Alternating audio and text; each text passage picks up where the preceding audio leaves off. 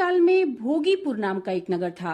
वहां पे बहुत ऐश्वर्यों से युक्त पुंडरीक नाम का एक राजा राज्य करता था। भोगीपुर में बहुत अप्सराएं, किन्नर, गंधर्व वास करते थे। उनमें से थे एक ललित और ललिता। बहुत ही वैभवशाली घर में वे निवास करते थे। दोनों में बहुत प्रेम था। एक समय पुंडरीक की सभा में अन्य गंधर्वों के साथ ललित भी गान कर रहा था।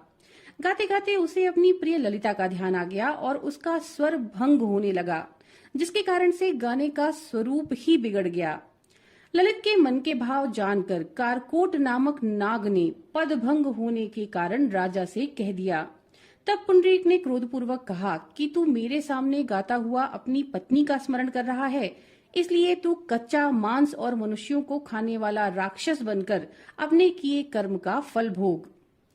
अब पुंडरीक के शाप से ललित उसी क्षण महाकाय विशाल राक्षस हो गया और बहुत सारे दुखों को भोगने लगा।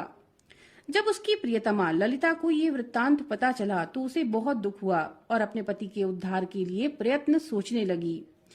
वो राक्षस अनेक प्रकार के घोर दुखों को सहता हुआ घने वनों में रहने लगा। उसकी पत्नी भी उसके पीछे पीछे जाती और विलाप करती। एक बार ललिता अपने पति के पीछे घूमती घूमती विंध्याचल पर्वत पर जाकर पहुंची, जहां पर ऋषि श्रृंगी का आश्रम था। ललिता शीघ्र ही श्रृंगी ऋषि के आश्रम में गई और वहां जाकर विनीत भाव से प्रार्थना करने लगी। उसे देखकर श्रृंगी ऋषि बोले, हे सुभगे, तुम कौन हो? यहाँ किस लिए आई हो? ललिता बोली, हे मुनि, मेरा नाम ललिता है। मेरे पति राजा पुंडरीक के श्राप से विशालकाय राक्षस हो गए। इसका मुझको महान दुख है। उनके उद्धार का कोई उपाय बताइए। ये सुनकर श्रृंगी ऋषि बोले, हे गंधर्व कन्या, अब चैत्र शुक्ल एकादशी आने वाली है, जिसका नाम कामदा एकादशी है। इसका व्रत करने से मनुष्य के सभी कार्य सिद्ध हो जाते हैं।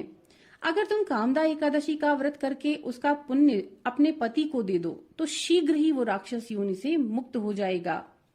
राजा का श्राप भी शांत हो जाएगा।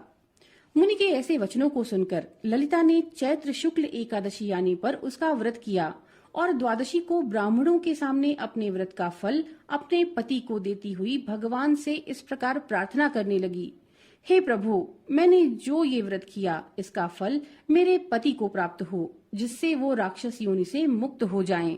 एकादशी का फल देते ही उसके पति राक्षस योनि से मुक्त होकर अपने पुराने स्वरूप को प्राप्त हुए।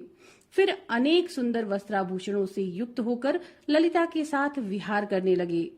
इसके बाद वो दोनों विमान पर बैठकर स्वर्गलोक को चले गए।